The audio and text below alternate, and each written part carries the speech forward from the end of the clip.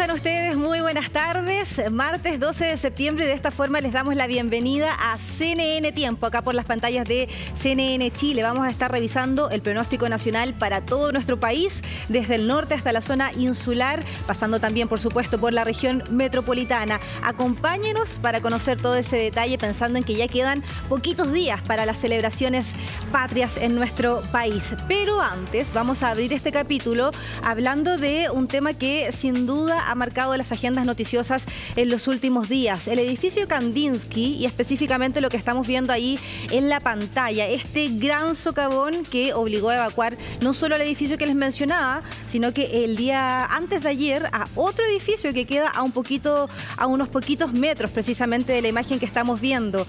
Estas edificaciones habían sido construidas sobre dunas, estas famosas dunas de Concón. Vamos a ver de qué se trata esto, cuál es el problema que hay ahí. ¿Es legal construir sobre dunas? ¿Qué es lo que establece hoy día la ley respecto a esto? Se lo vamos a preguntar inmediatamente a Carolina Martínez, investigadora de SIGIDEN, además académica de Geografía de la Universidad Católica y directora del Observatorio de la Costa. ¿Cómo estás, Carolina? Buenas tardes.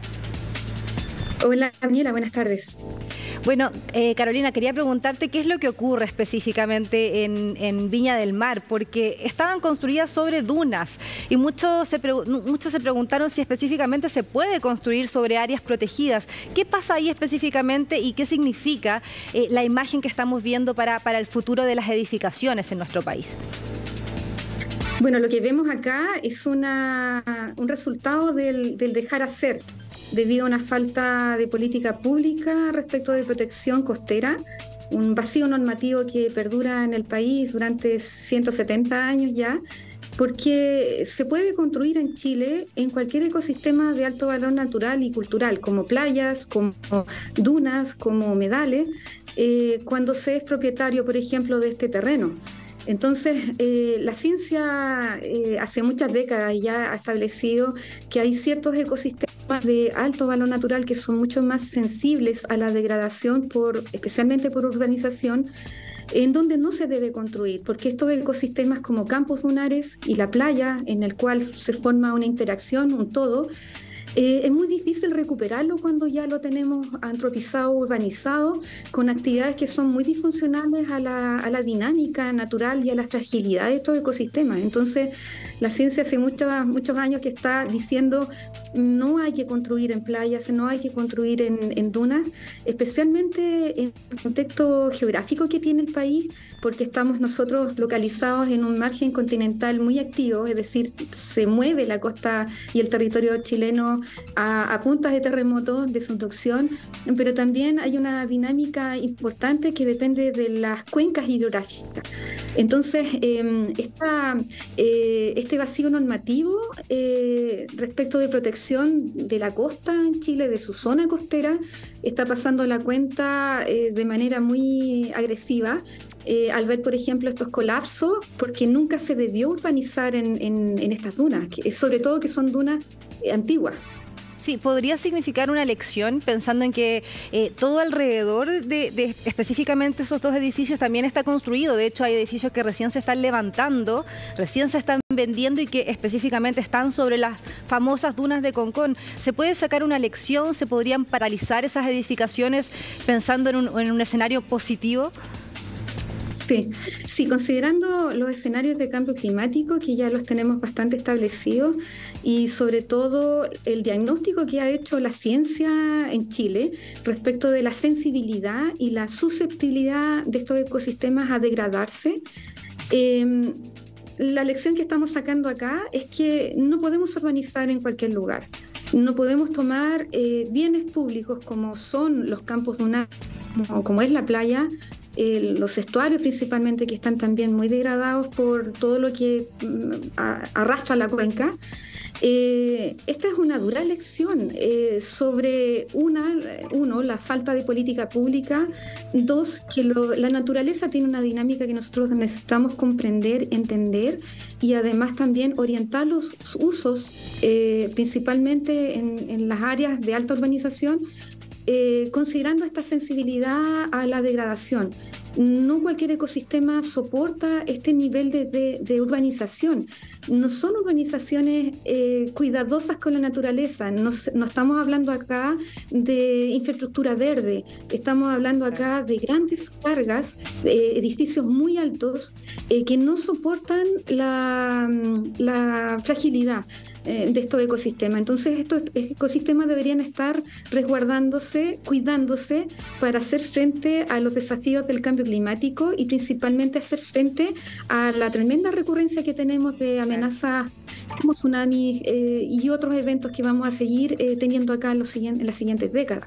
Sí, hay otro punto relevante, es que esos edificios están frente al mar, no solamente corren el riesgo de las lluvias, y tú lo mencionabas, son edificios que tienen entre 17 y 18 pisos con departamentos gigantescos, por ende también hay un precedente respecto a lo que está ocurriendo. Y con eso te quiero llevar a la pregunta respecto a la ley de costas, esta propuesta que lidera el Observatorio de la Costa. ¿De qué se trata? ¿Qué es lo que se propone? ¿Qué es lo que se busca específicamente?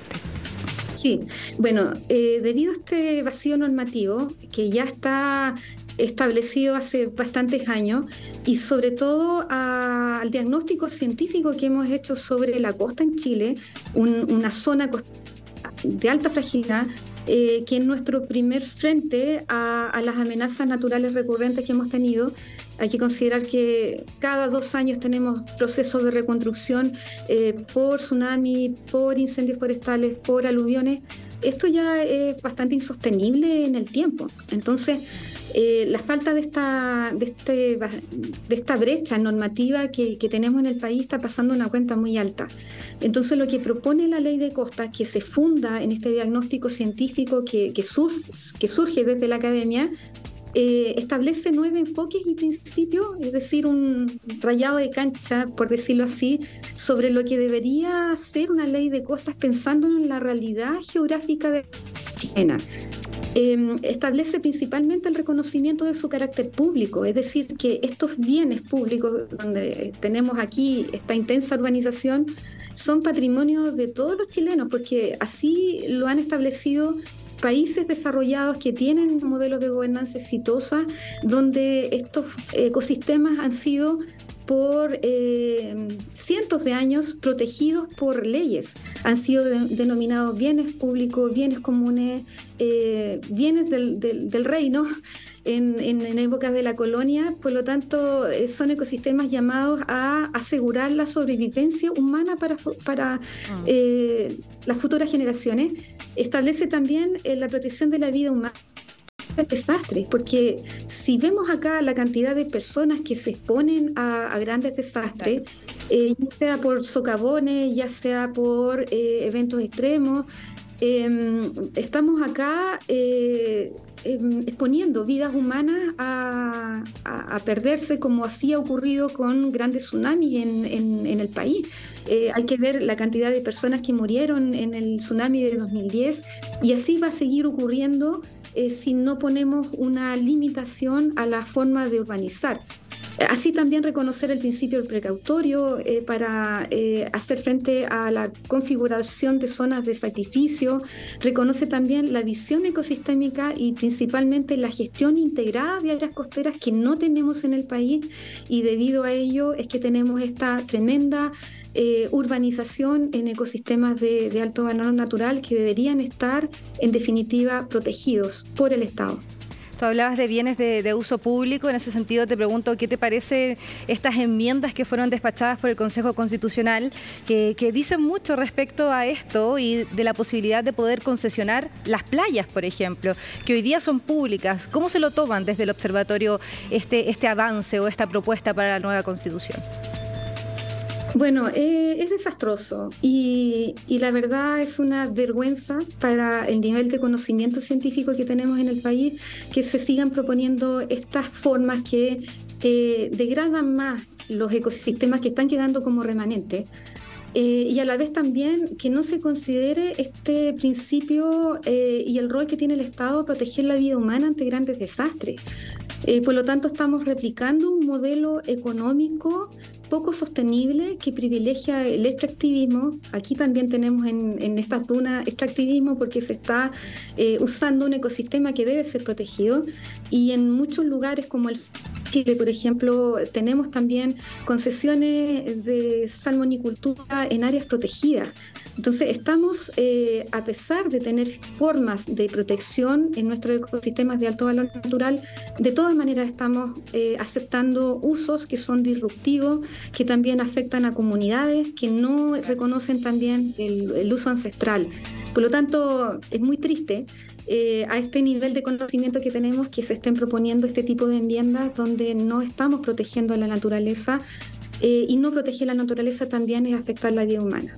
Carolina, ¿y qué significa que se pudiesen concesionar a privados las playas? ¿Se podría construir en las playas? ¿Qué significa en la teoría esto? Claro, al no reconocer el carácter público de la costa, su dominio público, cualquier persona que tenga un derecho de propiedad en el deslinde, por ejemplo, con las más altas mareas, que es la manera en la cual hoy en día se hace deslinde de la playa con, digamos, el continente, puede hacer esto que estamos viendo aquí en imágenes. Puede construir, puede lotear, puede vender a inmobiliarias, generar este tipo de urbanizaciones y donde no hay un rol del Estado garante de que estos ecosistemas queden como bienes públicos para estas futuras generaciones. En el fondo estamos incubando más desastres y a la vez también estamos degradando la costa y estamos afectando todas las formas de vida, este concepto de cohabitar. Entonces no es sostenible ni sustentable. Sí, ahí podríamos ver repetidas estas imágenes como la del socavón mucho más que ahora, y por eso también quiero preguntarte, para ir cerrando esta conversación, ¿en qué otros lugares específicamente se corren los mismos riesgos que en este sector de Viña del Mar? ¿Hay algunos lugares que se han podido analizar donde se corren el mismo riesgo o similar por lo menos? Sí, claro. Bueno, como paradoja, frente a estas grandes torres en estos campos dunares, está también el Hotel Punta Piquero. Ambos forman una postal. También hay muchas otras urbanizaciones en otros campos de dunas. Por ejemplo, los primeros resorts que tuvimos en Chile en los años 80 se construyeron en los campos dunares de Santo Domingo. Pero también tenemos este tipo de urbanizaciones en la zona de Cachagua, en la zona también de Maitencillo. Hay edificios también asentados sobre el intermareal rocoso, en lugares que tienen alto valor natural también, porque son lugares de alta biodiversidad, que hoy en día ya están afectados, y en litorales rocosos que son de formaciones geológicas muy antiguas, que tienen también mucho patrimonio arqueológico, y acá en la formación Orcón, también en la zona de Quiriyuca, también hay edificios en litorales rocosos, pero de acantilados blandos, y que están prácticamente ahí al borde debido a la erosión costera que tenemos en otras playas, pero que también tenemos en nuestros acantilados blandos bastante erosión costera. Entonces ya se están provocando socavones y hay también una afectación a este tipo de urbanización que generalmente son segundas residencias. Sí, pensando en el cambio climático es aún más compleja la situación de la que estamos hablando. Carolina Martínez, investigadora de SIGIDEN y también directora del Observatorio de la Costa, te agradezco mucho por esta conversación con CNN Tiempo. Muchas gracias a ustedes.